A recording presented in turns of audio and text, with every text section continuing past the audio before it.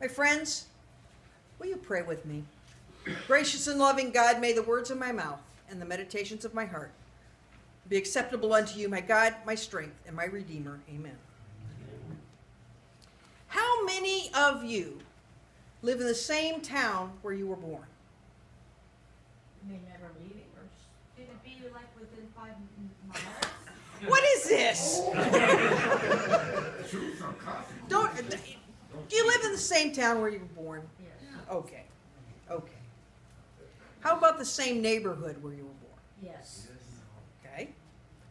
You know, when I talk to people who've lived in the same place all their lives, sometimes the same house all their lives, they tell me of a sense of stability.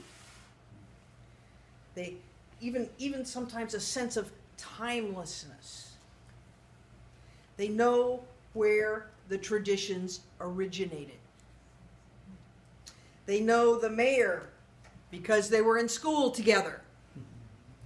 They know their neighbors and they know their neighbors' families. And often this feels really good. On the other hand, however, their neighbors know them. Uh-oh. They know their families. You know, so when someone goes away to college or gets a job in the big city, coming home can be a little difficult. There's this sort of feeling that my hometown hasn't changed, but I have. I have changed. And I think this is what Jesus faced when he walked into the synagogue so many years ago. He'd been living in Capernaum, a big town, by Nazareth standards anyway. He'd met many new people, even travelers from foreign lands. He had made new friends, and he had begun a ministry. He was no longer the precocious son of the carpenter. He, you ready for this? He fancied himself a prophet. He had the nerve to speak to the elders of the village as if he knew what he was talking about. He had the nerve to tell them what to do. Now, Jesus had come to know himself. He'd come to know what he was called to do. He'd begun doing it.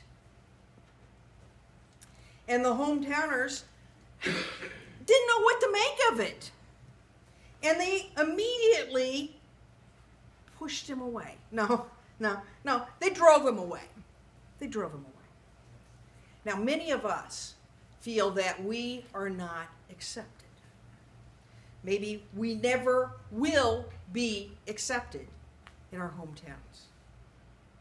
Not because of what we've done, but because of who we are. So we understand being pushed aside, being pushed out, even when we are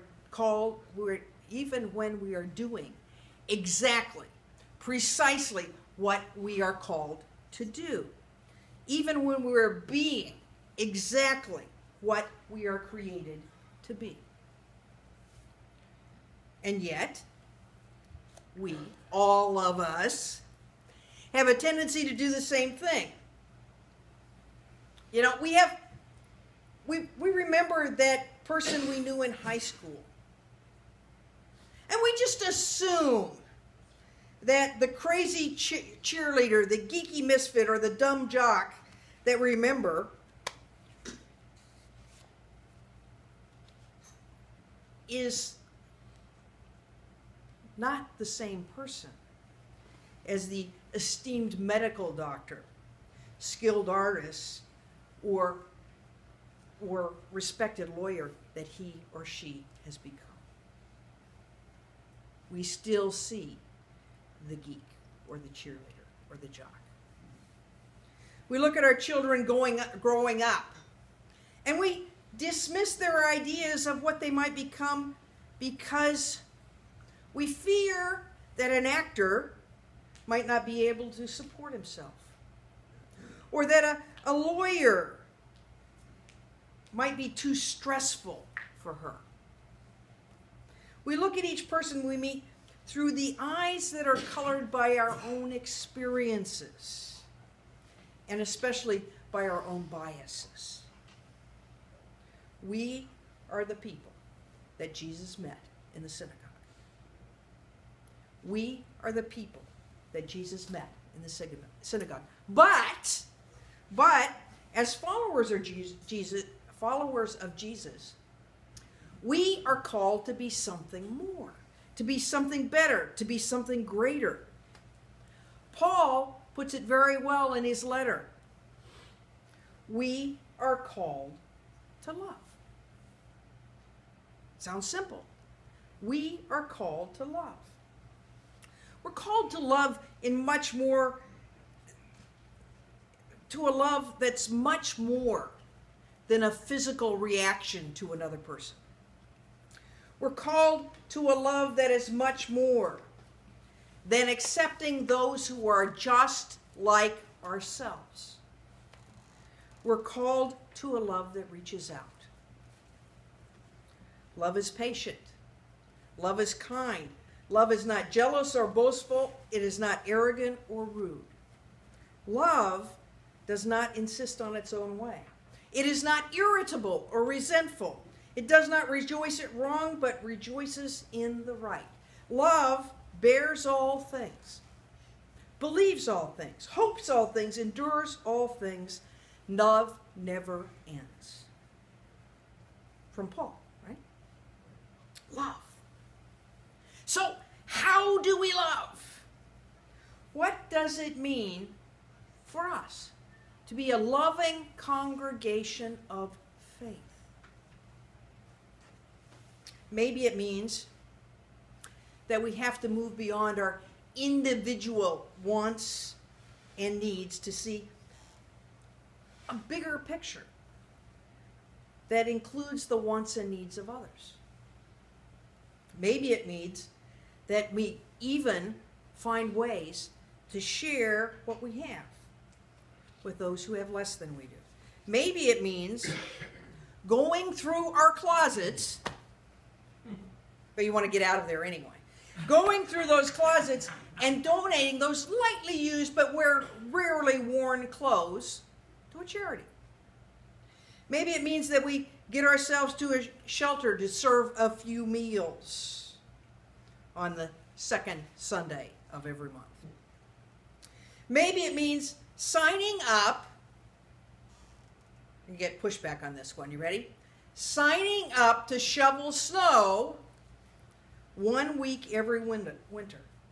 1 week. And if it doesn't snow, you don't have to do it. Right? Signing up to shovel snow 1 week every winter. Or mowing the lawn in the summer. And you have to do it every week. Maybe it means that we find a way to look, to find, to seek, to identify our own personal ministry in the world. See, I think that Jesus found his ministry. He found it. I think that Paul found his ministry. MCC has a ministry. That ministry is to transform ourselves and to transform the world. Because if we don't transform ourselves, we cannot transform the world. So, have you found your ministry? If you have not, find it. Find it. Because that's what it means to be MCC. Amen? Amen.